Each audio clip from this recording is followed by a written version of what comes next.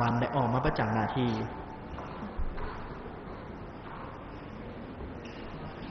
ในโอกาสต่อไปขอเรียนเชิญคณะกรรมการผู้ต่างหน้าจากกระทรวงแถลงข่าววัฒนธรรมและท่องเที่ยวได้ให้เกียรติออกมาประจำหน้าที่เพื่อทำการออกเลขรางวัล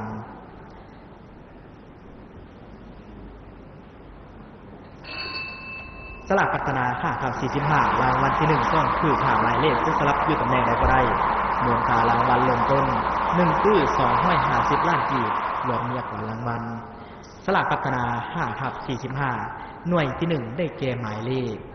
05หมายเลข05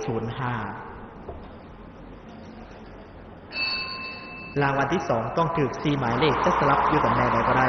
รางวัลละ4ล้านกีบรวมเมียกว่ารางวัล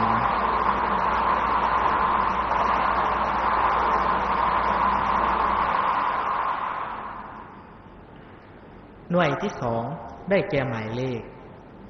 41หมายเลข41และรางวัลที่3ต้องถูก3หมายเลขจะสลับอยู่ตำแหน่งใดก็ได้รางวัลละ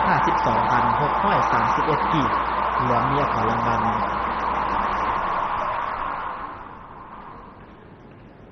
หน่วยที่3ได้แก่หมายเลข07หมายเลข07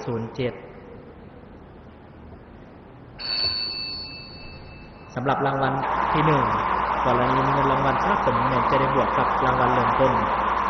แบ่งปันรางวัลตามจำนวนของผู้ถูกรางวัลตัวจริงหน่วยที่4ได้แก่หมายเลข44หมายเลข44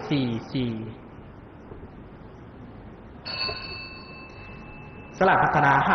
5/45นำใส่หน่วยบาท45หน่วยบาทในการเสี่ยงราคาหน่วยบาทมาเป็นผลการออกเลขรางวัล